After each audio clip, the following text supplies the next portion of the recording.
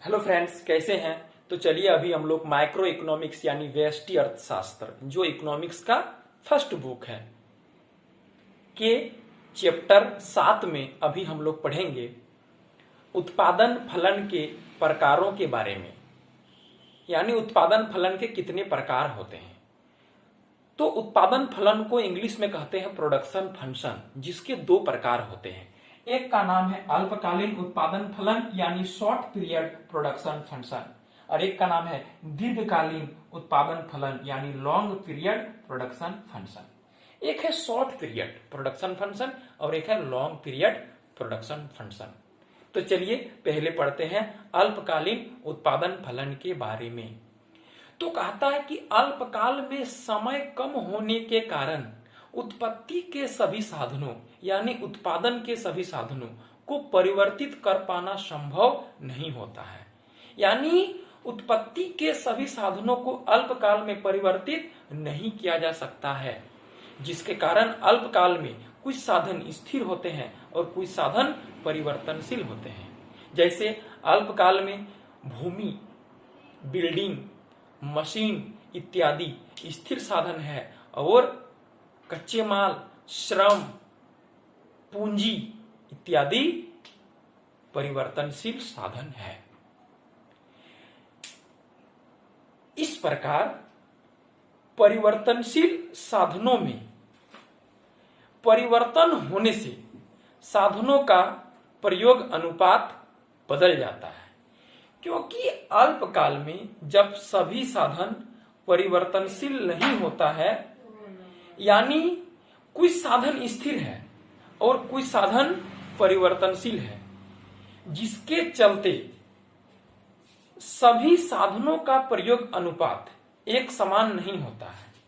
यानी सभी साधनों के प्रयोग का जो अनुपात होता है वह बदल जाता है, जिसके कारण उत्पादन मात्रा में अंतर आता है।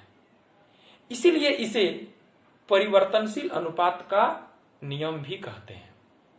यानी अल्पकाल में जब सभी साधन परिवर्तनशील नहीं होता है, तो इसका मतलब है सभी साधनों के प्रयोग का अनुपात जो होगा वो बदल जाएगा, जिसके चलते इसे परिवर्तनशील अनुपात का नियम भी कहते हैं। अब है दीर्घकालीन उत्पादन फलन यानी लॉन्ग पीरियड प्रोडक्शन फंक्शन।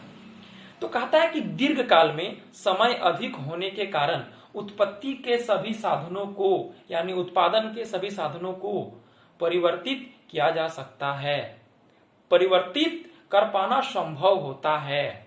यानी दीर्घकाल में उत्पत्ति का कोई भी साधन, उत्पादन का कोई भी साधन स्थिर नहीं होता है, सभी के सभी परिवर्तनशील होते हैं। इस प्रकार दीर्घकाल में एक उत्पादक अपने उत्पादन पैमाने को संपूर्ण रूप से परिवर्तित कर सकती है, क्योंकि उसके पास समय अधिक होता है, जिसके कारण साधनों के प्रयोग का अनुपात एक समान रहता है। जब सभी साधन को उत्पादक परिवर्तित कर पाएगा तो साधनों का प्रयोग अनुपात क्या होगा, एक समान रहेगा। परिणाम स्वरूप उत्पादन का पैमाना बदल जाता है और एक नया उत्पादन फलन प्राप्त होता है, जिसके चलते इसे पैमाने का प्रतिफल नियम भी कहते हैं।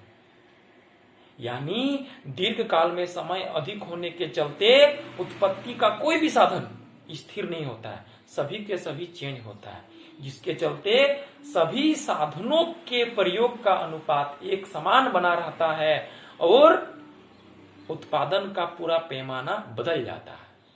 सब चेंज हो गया तो सब बदल गया, इसीलिए इसका नाम पड़ा पैमाने का प्रतिफल नियम।